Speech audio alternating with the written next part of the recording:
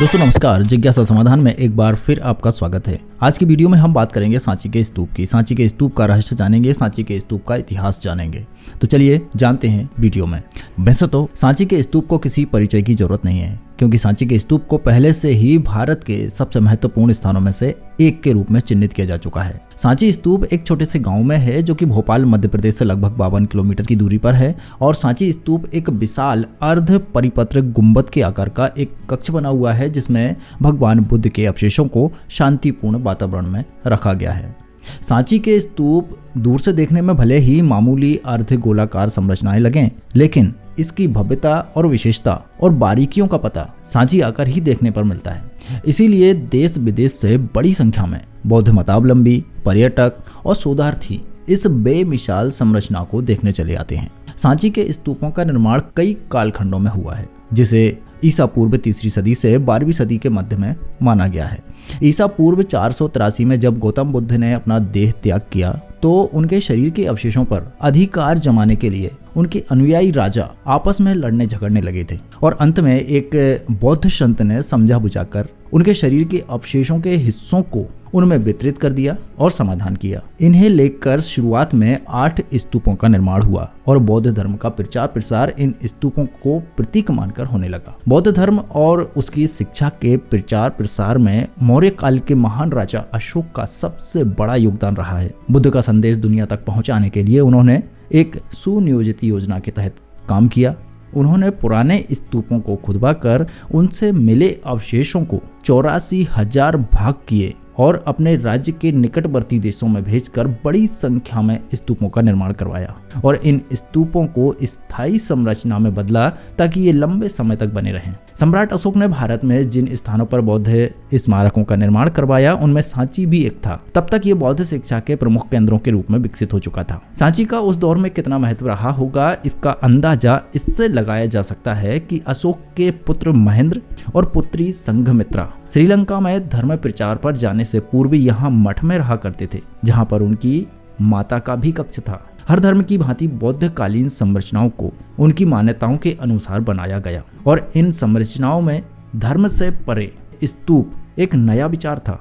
स्तूप संस्कृत और पाली से निकला माना जाता है, जिसका अर्थ होता है ढेर। आरंभ में केंद्रीय भाग में महात्मा बुद्ध के अवशेष रखकर उसके ऊपर मिट्टी और पत्थर डालकर इनको गोलाकार आकार दिया गया।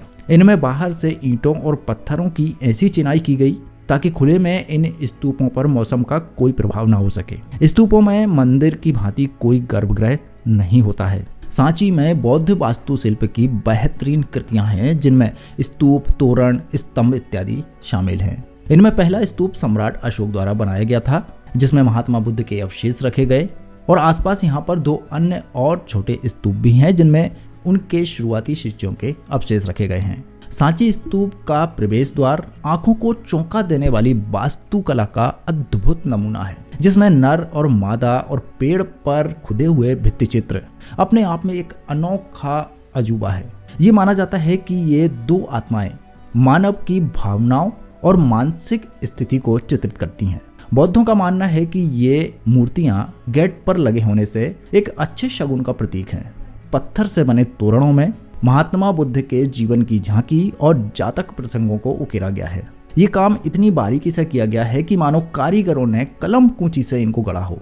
इस स्तूप के दक्षिणी तोरण के सामने अशोक स्तंभ स्थापित है। इसका पत्थर आसपास कहीं नहीं मिलता है। माना जाता है कि 50 टन वजनी इस स्तंभ को सैकड़ों कोस दूर चुनार से यहाँ लाकर स्थापित किया गया है। यहाँ पर एक मंदिर के अवशेष भी हैं, जिसे गुप्त काल में निर्मित माना गया है। सांची के स्तूपों के समीप एक बौद्ध मठ के अवशेष भी हैं, जहाँ बौद्ध भिक्षुओं के आवास हुआ करते थे।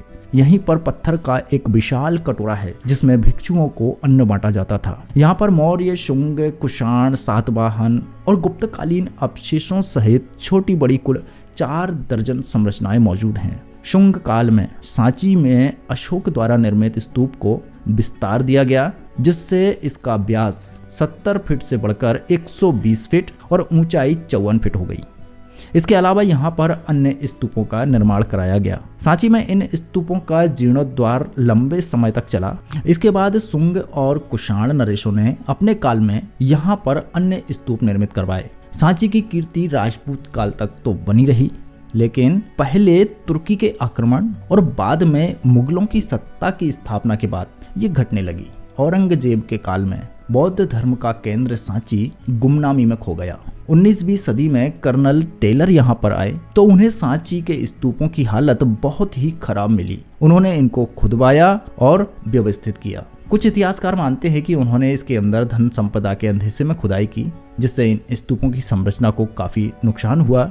बाद में पुरातत्वविद मार्शल ने इनका जीर्णोद्धार करवाया। चारों ओर घनी झाड़ियों के बीच सांची के सारे निर्माणों का पता लगाना और उनका जीर्णोद्धार करा के मूल आकार देना बेहद कठिन था, लेकिन उन्होंने बखूबी से इसकी पुरानी कीर्ति को कुछ हद तक लौटाने में मदद की। 15 अक्टूबर 1982 को यूनेस्को की विश्व विरासत सूची में शामिल होने के बाद से सांची का महत्व बहुत बढ़ने लगा। बौद्ध धर्म का प्रमुख केंद्र होने के कारण यहाँ पर देसी और विदेशी मतावलंबियों का जमवाड़ा लगने लगा। सांची की भव्यता को देखने को प्रतिदिन हजारों पर्यटक पहुँचते हैं, जिनमें विदेशी सैलानियों की संख्या बहुत ज्यादा होती है। इस सारे परिसर के प्रबंधन और संरक्षण का काम भारतीय पुरातत्व सर्वेक्षण विभाग के अधीन है। यहाँ का पुरातत्व संग्रहालय भी देखने लायक है। वर्ष 1919 में इसे स्तूपों के निकट बनाया गया था, लेकिन जैसे जैसे सामग्री की प्रचुरता होने लगी, इसे 1986 में सांची की पहाड़ियों के नीचे आधार पर नए संग्रहालय भवन में स्थानांतरित कर दिया गया। इस संग्रहालय में मौर्य, शुंग, सातवाहन, कुषाण, गुप्तकालीन प्रस्तर कला के अवशेष, मूर्तियां, शिलालेख इत्यादि देखने को मिलते हैं। सांची के इन स्मारकों की भव्यता तो आगंतुकों को चमत्कृत करती ही है। साथ में यहाँ का शांत वातावरण हर आने वाले को महात्मा बुद्ध के शांति के संदेश को समझने में भी मदद करता है। तो दोस्तों, यदि आप भी सांची घूमकर आ चुके हैं तो हमें जरूर कमेंट करिए। वीडियो अच्छी लगी तो लाइक और शेयर जरूर कीजिए, साथ ही चैनल को सब्सक्राइब करना मत भूलिए। तो चलिए मिलते हैं एक और नई वीडियो में, तब तक के लिए नमस्कार, जय हिंद।